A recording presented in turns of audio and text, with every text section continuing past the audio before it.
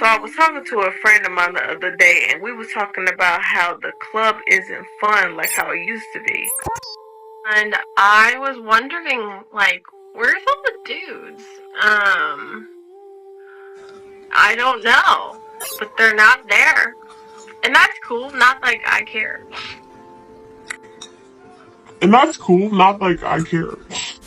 Why is there such a drastic increase in men avoiding the nightclub? I mean, I could give you the politically correct answer if that's what you seek. No, but you demand straight facts. Give me the bottom line, give me the truth, straight up, no chaser. The truth is, the modern nightclub is no longer efficient for our purposes. I mean, efficiency literally means achieving maximum productivity with minimum wasted effort or expense. Now, if I ask you to calculate all of your recent club experiences, would you deem them efficient? I mean, let's be frank. How much money have you wasted for subpar tenderloin extraction? Let's do the math. You and a group of friends pull your money together to lease a booth, a few bottles, and a disease-infected hookah. Be honest, how much baseline tenderloin did you and your squad obtain from this investment? So I don't know if y'all saw, but there's this whole discourse going on Twitter talking about why do clubs suck now and why does club culture suck now? And we gonna get into it because I'll tell you why club culture sucks now. And I finally put some water on my face. I was like, we got grenades, man. Meanwhile, And I was wondering, like, where's all the dudes? I don't know, but they're not there. I mean, are we honey badgers or are we peacocks? Do you fully understand the buying power you just exhausted and how much that same investment would yield you in other markets abroad? I apologize, I'm somewhat triggered by wasted assets on subpar women.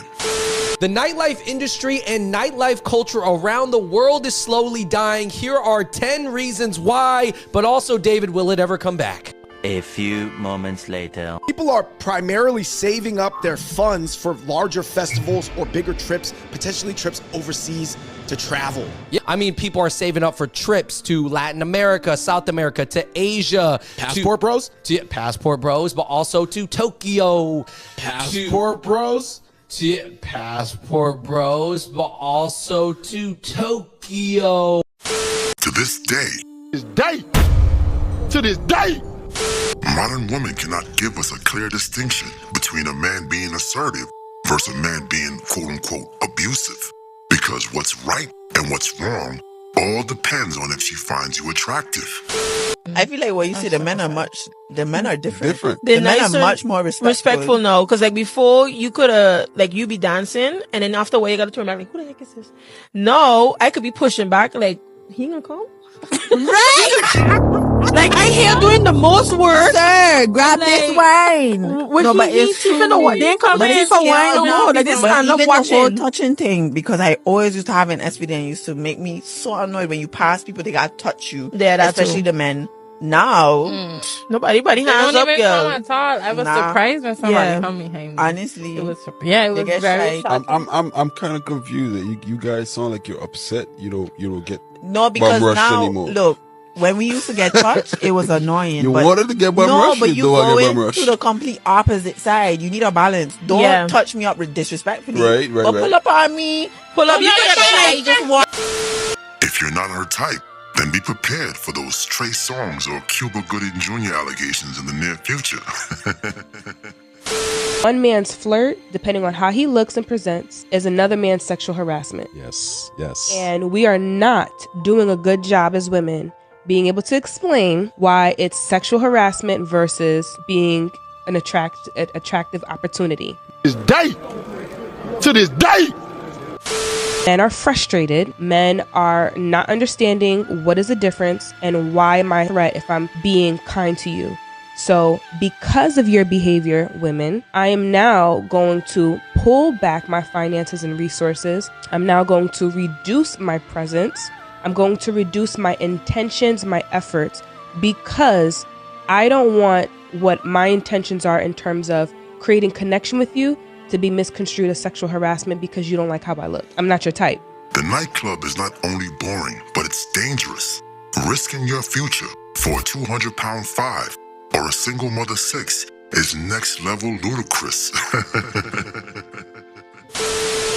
Oh, wait, it seems like we've just received some breaking news.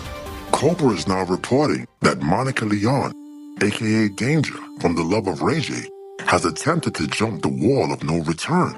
Unfortunately, according to eyewitnesses, she's failed. Oh, so close. We're now going to take you live to the scene. So I'm actually going to just start documenting because this will be a teachable moment for other victims. Because I'm not the only wife out there that has a debilitating disability that can't get out of her marriage. I'm on my way to the food bank to get food because I have no food in my house because my husband got me fired from my job and... Let me be the first to say our thoughts and prayers go out to another brave post-war survivor. But let's get back to our regular programming. I'm going to club space by myself, so I'm going to document this whole thing. This is the fit. A few moments later. But I'm just trying to vibe, so like, I don't really care. But something that gives me the ick in space is when someone's trying to talk to me. Like, why are you talking to me? Like, do not talk to me right now. This is not the place for conversation. Like, this is, like, please be quiet. I can't stand it. I have a question for my millennials or my Generation Xers, really anybody older than Gen Z. What did the club used to be like? What did the club used to be like? Because now, you know, it's sections all over the place. People be acting scared to dance. Everybody just going to take pictures, pop bottles. What was the club like before sections? I've seen several posts about how the club scene is dead, how people in their early 20s to early 30s are extremely lonely. And I think there's a correlation between those two things. I used to be part of the club scene back in 2007 through 2011. First of all, there was no Bumble or Tinder or anything to that effect. If you wanted to meet people, be it friends or people that you wanted to date, you had to physically get out of the house. When you went to these clubs to interact with people, it wasn't something where you could swipe and text and all sort of stuff. You're physically right there with people. And if you saw a woman that caught your eye, I mean, you'd ask her to dance.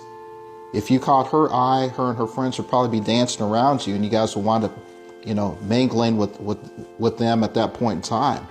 But it was magical because you really got a sense of who you were dealing with right in person. You knew immediately whether or not you had chemistry with that person because you'd be talking to them and dancing with them for, maybe an hour or two, So I really hope that the club scene comes back because I think that it will be something that benefits people in their early 20s to early 30s, just the way it did for us. But wait a minute. You didn't smash the bell and press the like button. Blasphemy. And although you will never be worthy of a monarch such as myself, Lord Destro would suggest that you poor fools at least give oligarchy a try. So evil, Lord Destro has spoken.